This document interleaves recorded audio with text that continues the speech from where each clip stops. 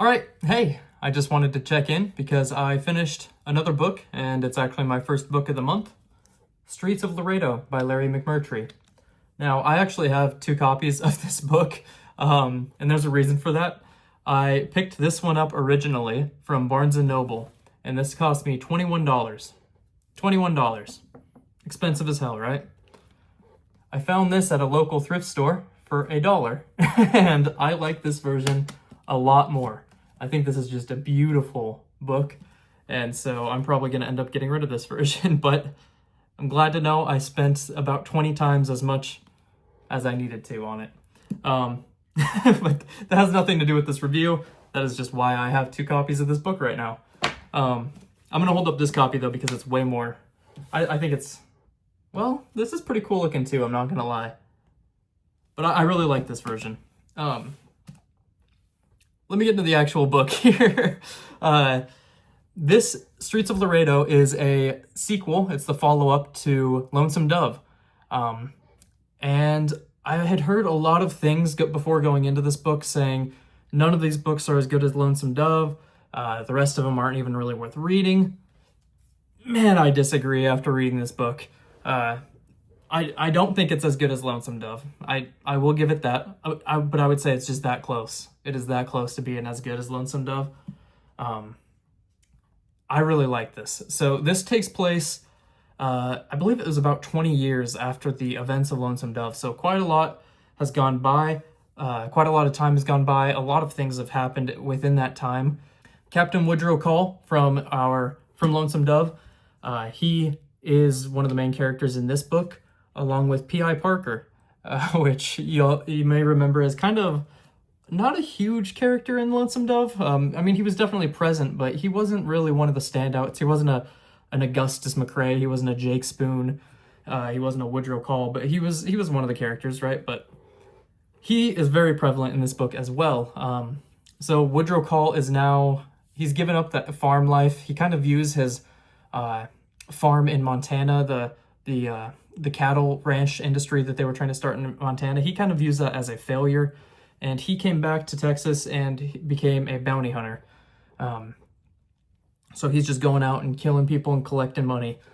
P.I. Parker, on the other hand, settled down with Lorena, which shocked me because there was no real interest there in Lonesome Dove. All of Lorena's love was really given to Augustus McCrae throughout the first book, and if anything, I thought she was going to end up with Dish, because he was in love with her the entire time. But nope, fuck both of... Well, Gus is dead. Dish is MIA. In fact, most of the crew, the original Hat Creek gang, is either dead or just not present in this story. Most of them are dead. Most of them are dead, and they tell you straight up, almost all of them have died. Besides really these 3, Call, P.I., and Lorena. And P.I. and Lorena have been married for a number of years. They have, I think, a 15-year-old daughter. They have 5 kids. P.I. works on their farm, and Lorena has become a school teacher for her local community, and they're kind of just living a happy life when Call comes back and says, hey, I need you to come with me again on another adventure. Call had been approached by a man named Brookshire to be contracted to go and hunt down a man who had been a prolific train bandit, essentially. He had been stopping trains and killing a bunch of the people on. He didn't rob a whole lot. He would definitely take things, but it was apparent that he was more obsessed with the killing than anything. And a railroad owner wanted that shit to stop, which is why he sent Brookshire down to recruit Call to go and stop this guy. Call asks P.I. P.I. turns him down initially because he says he's too comfortable with his family life. He doesn't want to leave his kids. He doesn't want to leave his wife. So Call is a little disappointed and ends up leaving with Brookshire, and they start making their way kind of towards the Mexico border, the Texas-Mexico border.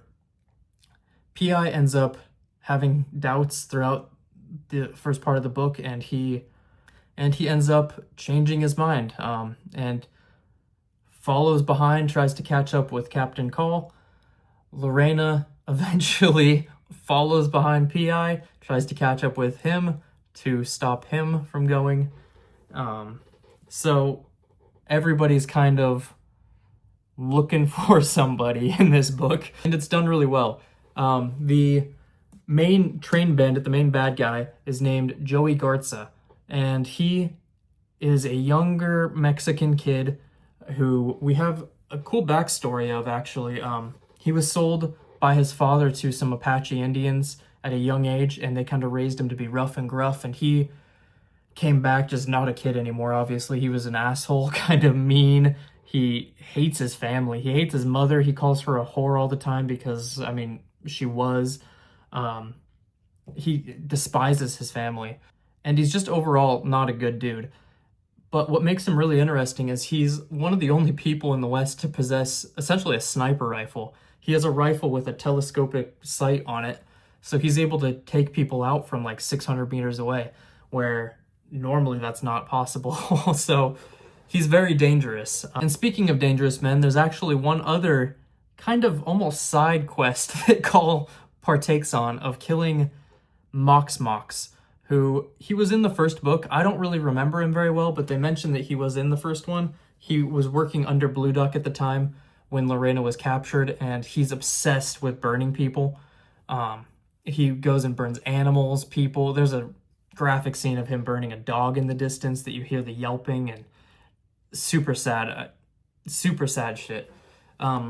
Lorena was almost burned alive by him, but Blue Duck wanted to keep her alive for bait to draw the other guys in at the time, and he ended up burning a little kid. He's a fucked up dude.